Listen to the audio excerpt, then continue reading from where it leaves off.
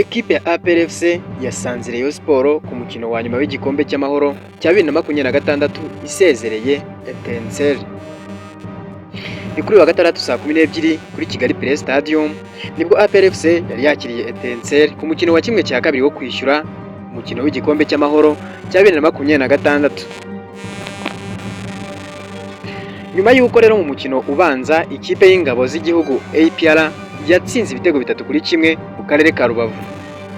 Nk'uko byari byitezwe ntabwo APR yigeze igorwa n'uyu mukino. Iyi kipe y'ingabo z'igihugu yatangiye umukino isatira ndetse abakinnyi barimo Mugisha Gilbert ndetse na Djibril Ouattara bagaragaje urwego rudasanzwe. Bidatinze ku munota wa 20 Mugisha Gilbert yahise afungura amazamu ku mupira yarahawe na Byiringiro Gilbert.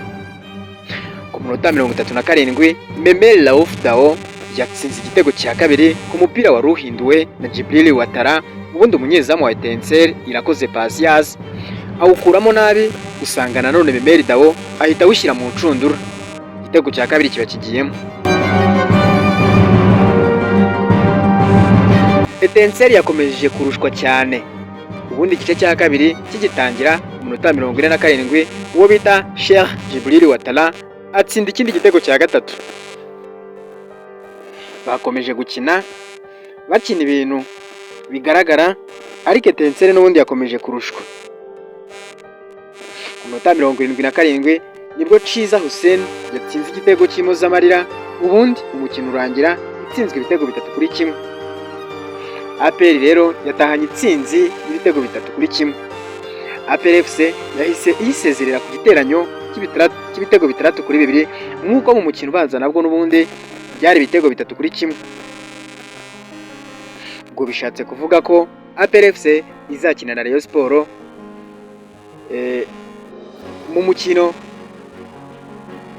wa finale w'igikombe cy'amahoro, kuko APR FC rero izakina na Rayon Sport kubera ko yasezereye Gorilla.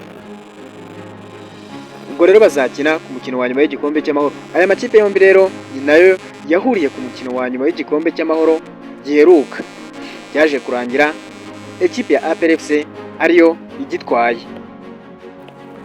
None uyu mwaka nanone amateka azongera yisubiremo, APR yongera itwara igikombe cy'amahoro, cyangwa hari ingingo yazanye ingingo zizatuma noneho abasha gutsinda ekipe ya APR FC maze akegukana igikombe cy'amahoro? Duhurire muri comment umbwire uko ubitekereza.